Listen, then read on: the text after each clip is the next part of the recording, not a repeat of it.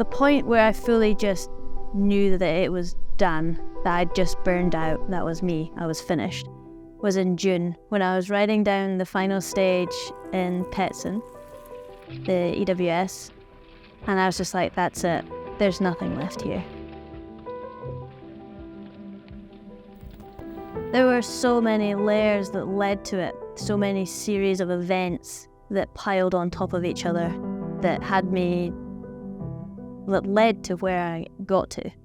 So I had been feeling pretty bad for a very long time. I didn't realise actually how much of an effect 2020 had on me, because I was in the form of my life. That's the crux, really.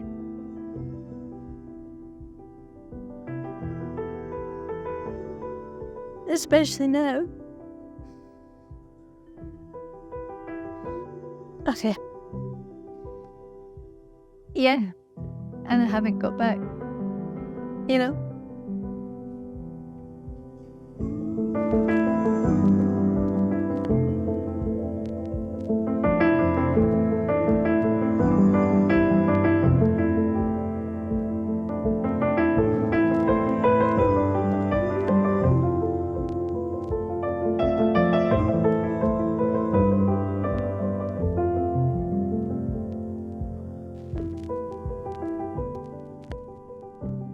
People seem to think that burnout is just like, oh yeah, I've done this for a wee while now and I've kind of just had enough.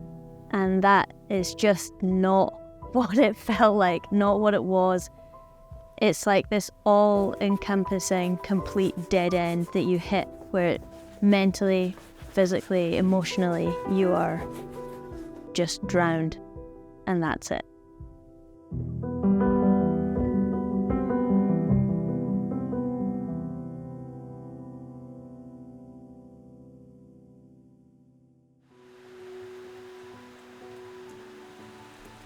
When I was riding down that hill, I knew that was it. That was everything I had. There's nothing I couldn't do anymore.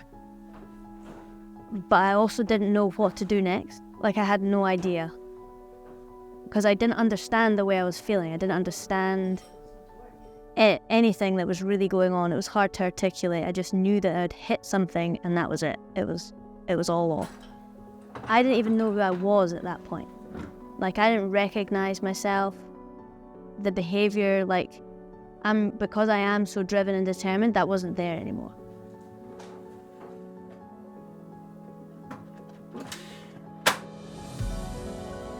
The response from the people that really mattered to me was amazing, just really supportive, and I think the people closest to me just want me to be happy, and they could see for a long time that I wasn't. And so if this is what I needed to do, they were in full support of that. GT were absolutely incredible in understanding and having my back and going, if this is what you need to do, we see you so much more than just a result on a piece of paper. We see you as a human, we see you as a person. And if this is something that you need to do to come back, 100% go and do it. And that was massive for me, especially as an athlete and especially as this is my job.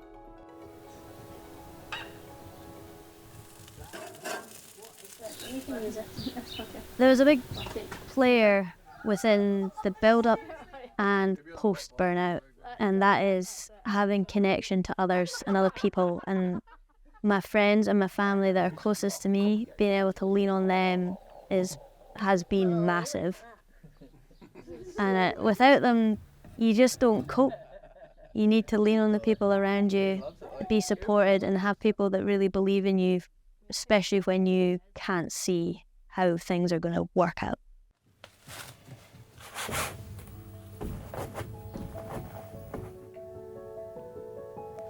We're going to go a wee bit abstracty today.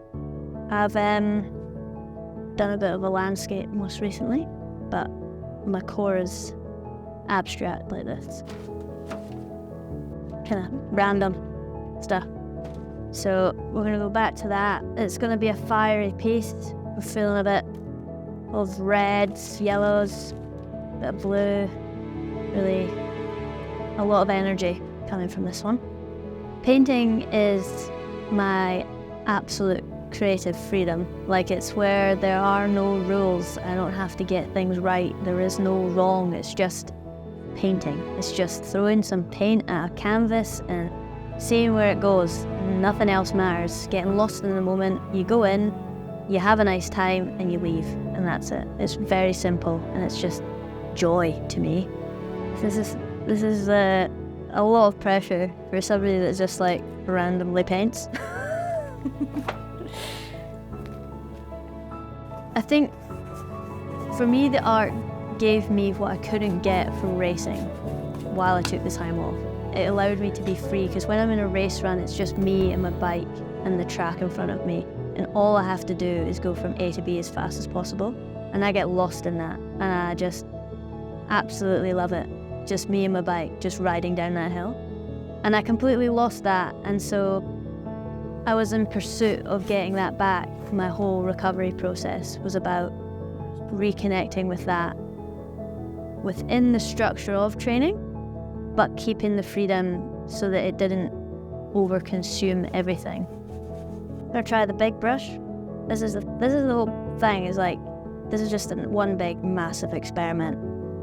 Like, just try different things, get creative, no rules, figure it out. Got paintings on the floor.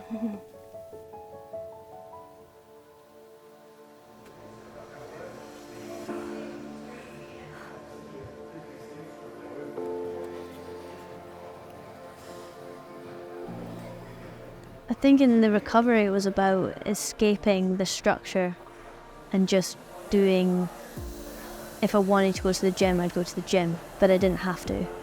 And if I wanted to ride, I could ride, but I didn't have to. And so it becomes more about wanting to do rather than having to do. Like, when I'm in the gym, it's another opportunity for me to just get lost in the moment. When I'm doing gym work, I'm not really there. I'm in my body and I'm trying to figure out, I'm feeling every muscle. I'm focusing on engaging all the right muscles, doing the move right, getting the most out of it. So it's like, it's another form of being in the zone, away from any form of risk. So it's a really safe environment just to get lost in doing things well.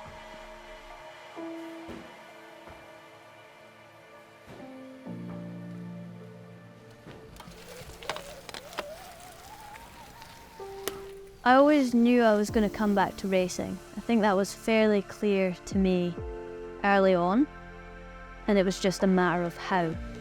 And it wasn't the way I wanted to do it, but I was just like, okay, take a break. And then just being so gentle with myself, riding if I wanted to. And the e-bike was huge for me for that, because I didn't have to be fit. I could just go and ride. I could still have a nice time. It gave you the feeling of the speed, which is what I love about biking. I love going fast. And so, like, you get on an e-bike and you just go up the hill 100 miles an hour and it feels amazing. And then it was about returning. I did an e-bike race, and that's when I started to get little glimmers of myself again. And I was like, oh yeah. And it was really emotional, because I was like, I hadn't felt like that for so long, and I thought I'd lost it. Like, I fully thought I'd lost it. And so to get glimmers of that again was just like the perfect little bit of motivation to be like, cool, we're on the right track. This is it, we're coming back. So the key things I'm doing differently now is that I am listening to myself a lot more than I did in the past. There were so many doubts. I've never been so nervous about racing ever in my life. Yeah. So to do those first two and come away with some good progression was like a huge boost to me, but I still needed to work on my confidence, because I feel like I'm still building that, because I felt like I lost so much of who I was. That was terrifying, and I never want to go back there again.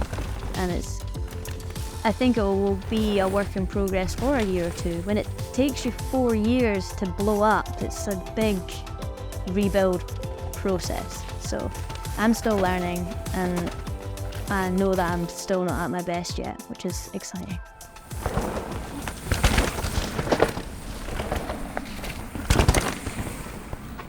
Redefining success was huge within my recovery. I still don't really know what my mental coach did, because I seem to have just learned a lot from him that's just rewired my brain. And now, before, where I would feel threatened by other people doing better than me, I'm happy for them. It doesn't matter to me what anybody else does anymore. And that's so freeing, that's so massive as an athlete, to be just so based on your own performance and not about the results. And so to try and push mine, to show others to push theirs, I think is a really exciting project to have.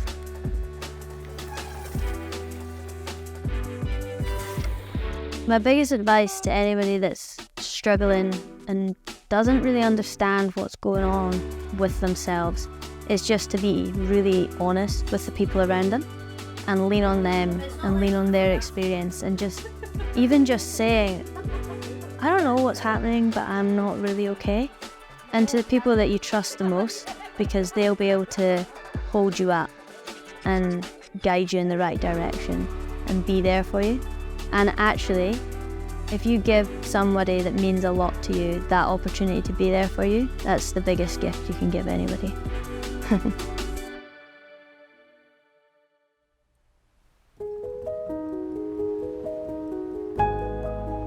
I am feeling mixed emotions. I am staying focused on the here and now, because here and now everything's great. We've got a great team, we've got a great bike, we've got amazing trails, we've got a beautiful day, and that is fantastic.